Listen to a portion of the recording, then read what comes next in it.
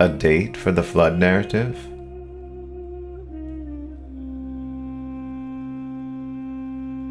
We now have a rough reconstruction of a map. How do we know if the map is accurate or even useful? Is there some way to check if the approximated location of these letter constellations are in the correct location? The map is a clock. Do you remember when you were in primary school and had to learn how to tell time? I know some of you can hardly remember what they did yesterday, much less primary school. Let's pretend for a moment that we are back in the primary grades. The classroom wall is covered with strange, squiggly symbols that the teacher helps us memorize. Our teacher has various methods for learning these symbols. Images of things that contain the sound of the symbol. Singing activities as well as games. We learn to hold a pen and to draw these symbols. After memorizing the symbols, the teacher introduces us to a round device on the wall. It has different sized pointers. The first is tall and skinny and spins pretty fast. The next pointer is a bit chunkier and spins slower. And the last pointer, well, it's the shortest and chunkiest of all the pointers. This last pointer is so slow that it drives us crazy waiting for it to move. It can be especially painful to watch when we know that it indicates when we can go outside to play. This slow one also indicates when we can go home. The teacher makes us memorize what each hand on the dial represents, their movements and their partial movements. The pointers express the passage of time using the symbols around the edge of the clock. Now we remember learning time. Let us spin the hands backwards to turn back time. Travel back to before primary school existed as we know it. Instead of 3 hands on the face of a mechanical clock, the official clock has 2 bright pointers and 5 less bright pointers. These 7 markers can be seen without a telescope and travel along an ecliptic path. The Sun, Moon, Mercury, Venus, Mars, Jupiter, and Saturn. Instead of symbols 1 through 12, this ancient clock is a set of 22 star constellation symbols that you are taught to memorize, Alef to Tav. Instead of mechanical motors and gears, this clock uses what Isaac Newton defined as gravity. Genesis 1:14 reads, "Then God said, 'Let there be lights in the firmament of the heavens, to divide the day from the night, and let them be for signs and seasons and for days and years.'" Pause for a moment to consider this. When was the last time you or someone you know put down the man-made time devices and charts in order to describe time by looking at the sun, moon, planets, and stars?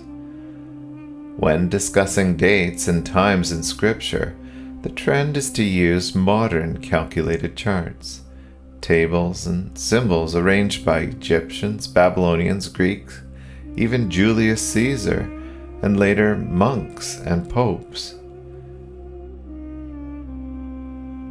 In this study, we are investigating an ancient time tracking system that's been kept hidden in Genesis. A checksum of the map. In computing, there is something called a checksum. A checksum is a way to check if data is intact or if the data is corrupted.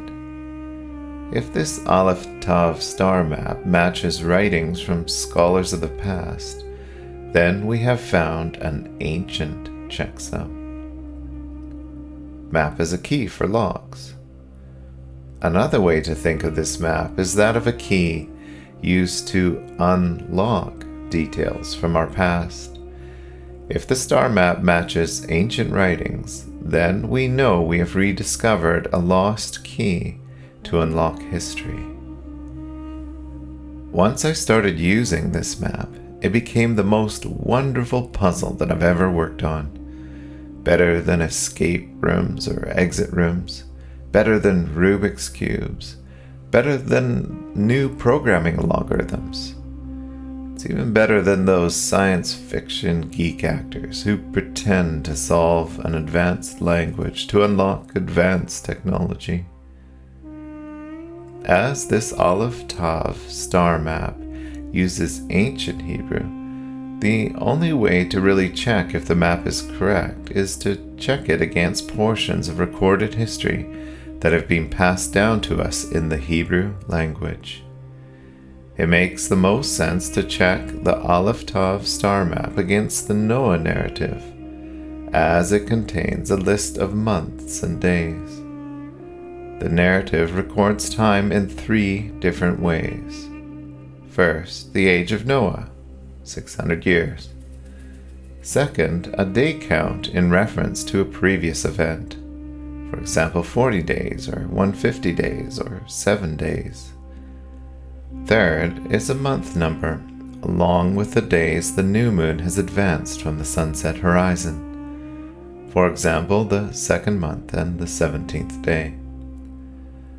Unfortunately, the Noah narrative is missing the year that would synchronize it with our modern calendar systems. What year do we look at in the night sky? Solving the year puzzle requires a few steps. First, let's use this chart. We will calculate an average date that historians estimate the year of the flood. We'll add up all these dates and divide it by the count of the dates. This gives us 2751. In order to narrow it down further, I found a strange, quirky clue, somewhat hidden in the Journal of the British Astronomical Association. This clue not only provides the year, but also the month and the day. The article is called Quintuple Planetary Groupings, Rarity, Historical Events, and Popular Beliefs. One of the pages contains a table of quintuple planetary groupings, that is, 5 planets that all align together. Not only that, but this particular one, the Sun is included in this grouping. The 9.42 degree separation is quite close. This gives us a date of -2726, October 21st. The average from the historians of -2751 is only a 25-year difference from the -2726 of the journal article. Not only that, but the month of the conjunction also matches the traditional month for the flood by Jewish historians.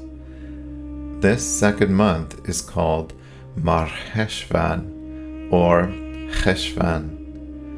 Josephus writes, "This calamity happened in the 600th year of Noah's government or age, in the second month, called by the Macedonians Dias, but by the Hebrews Mar Cheshvan." The Jewish site Chabad.org also talks of the flood in the second month of Mar Cheshvan. So we will use the date of October 21st, -2726. With this date, we can now start to uncover a series of precisely recorded events in relation to this Alef Tav star chart.